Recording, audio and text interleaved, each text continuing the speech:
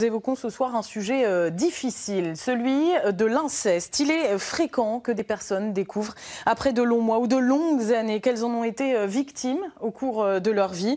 Un raz-de-marée émotionnel, souvent dévastateur, et c'est justement pour se libérer qu'un groupe de parole s'est créé au Havre, le seul en Normandie. Il permet aux victimes de parler, de se sentir épaulées. Un groupe de parole que vous dirigez, Éléonore Tarlet, bonsoir. Bonsoir. Merci d'être avec nous. Hervé Guiraudou et Anne-Laure Mérignac.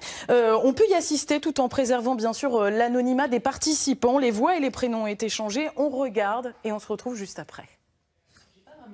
Parler, oser parler, pour briser le silence dans lequel elles sont enfermées depuis des années, des dizaines d'années pour certaines.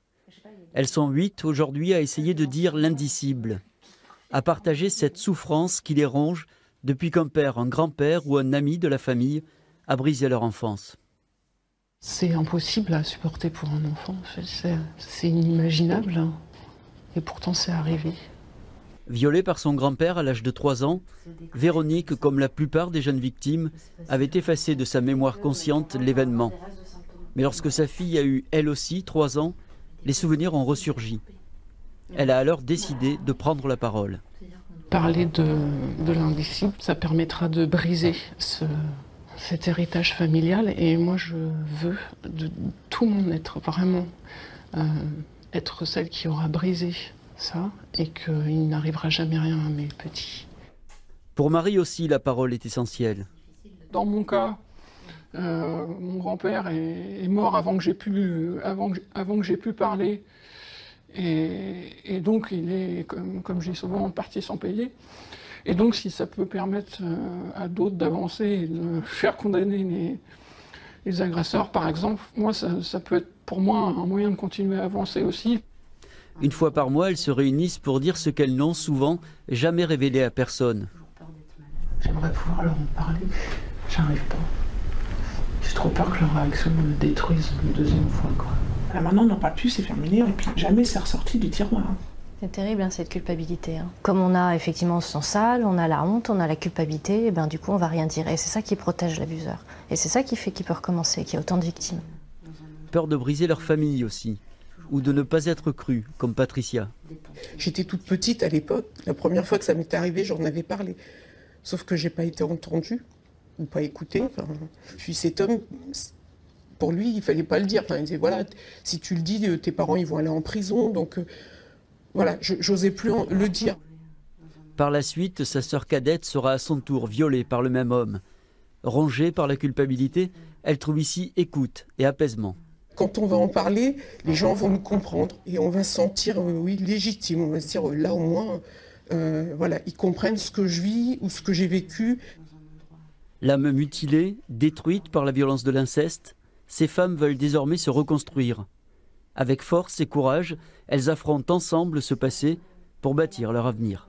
Moi, je pensais que je ne sortirais vraiment jamais et que je devenais folle, mais quand je vois tout ce que j'ai parcouru, je me dis que je peux encore avancer. Voilà, de l'espoir pour finir ce reportage. Éléonore Tarlet, justement, vous les écoutez raconter leur histoire. Beaucoup d'entre elles découvrent cette même histoire au cours de leur vie. C'est ce que l'on appelle l'amnésie traumatique. C'est-à-dire, qu'est-ce que c'est ? L'amnésie traumatique, en fait, c'est ce qui se passe quand on vit des traumas.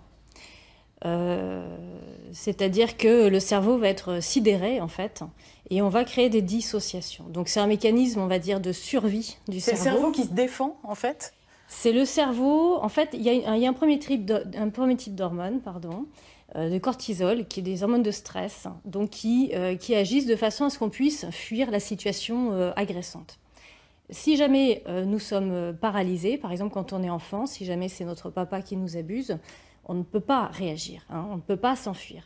Donc en fait, si ce type d'hormones perdure, ça va aboutir à un arrêt cardiaque. Donc c'est un mécanisme de court-circuit, de sauvegarde, on va dire, pour rester en vie. Pour empêcher l'infarctus. Pour empêcher l'infarctus. Et ce qui se passe du coup, c'est qu'il y a un autre type d'hormone, kétamine, morphine, qui va circonscrire le premier type de chimie pour permettre la survie.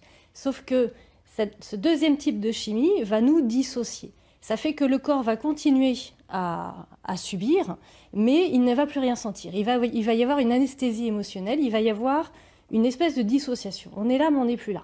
C'est ce qui permet de survivre au trauma. Comment ça ressurgit comme ça après tant d'années? Qu'est-ce qui peut déclencher? Alors souvent, ce qui déclenche dans ce qu'on voit, ça va être soit un accouchement, ça va être soit le décès de l'abuseur, ça va être soit quand notre enfant a l'âge que nous on avait quand on a subi le trauma. Voilà, toutes ces choses-là qui finalement vont permettre au cerveau de repérer ou de se rappeler. Et là, il va y avoir des flashs, il va y avoir des choses qui vont moi je dis suppurer, c'est pas très agréable, mais il va y avoir des bouts du puzzle en fait qui vont être révélés. Ce qui explique donc parfois qu'il faut attendre un certain nombre d'années avant que le cerveau se souvienne finalement. Le problème, c'est que aujourd'hui, quand on est conscient de ça, que ça nous est arrivé, quand on est une victime d'inceste, on veut quelquefois aller devant la justice pour le faire reconnaître. Et c'est pas toujours facile. Il y a la prescription, c'est un vrai problème aujourd'hui pour les victimes. Oui, le délai de prescription en France est de 20 ans après la majorité. C'est-à-dire que si l'amnésie traumatique, en fait, si tout d'un coup on se souvient qu'on a vécu ça quand on a plus de 38 ans, on ne peut plus déposer plainte. Je voudrais juste donner un chiffre. 22% des victimes se révèlent plus de 25 ans après les faits. C'est énorme, 22% quand même. Tout à fait, et oui. C'est le problème de l'amnésie traumatique, de ce type de chimie qui fait que, parce qu'en fait, quand on vit ça, tout reste coincé dans l'amygdale, une partie du cerveau en fait qui n'est pas accessible. C'est ça l'amnésie traumatique. C'est-à-dire que le deuxième type de chimie nous permet de rester en vie, mais va faire que l'information est restée stockée dans une partie du cerveau qui n'est pas accessible par la conscience. Comment on prend en charge très rapidement l'inceste aujourd'hui? Est-ce que c'est la même chose qu'il y a 40 ans? Non. Alors, moi, je pratique beaucoup le MDR. C'est vraiment ce qui est recommandé par la Haute Autorité de Santé en termes de stress post-traumatique. C'est ce qu'il y a de plus efficace. Voilà, moi, je suis spécialisée dans la prise en charge des traumas complexes, des abus sexuels dans l'enfance. Merci. Voilà. Merci beaucoup. Merci Éléonore Tarlet d'avoir ce soir répondu à nos questions. Au prochain rendez-vous avec l'info régionale, c'est le soir 3 et midi en France demain. Je vous retrouve demain à 19h. Belle soirée.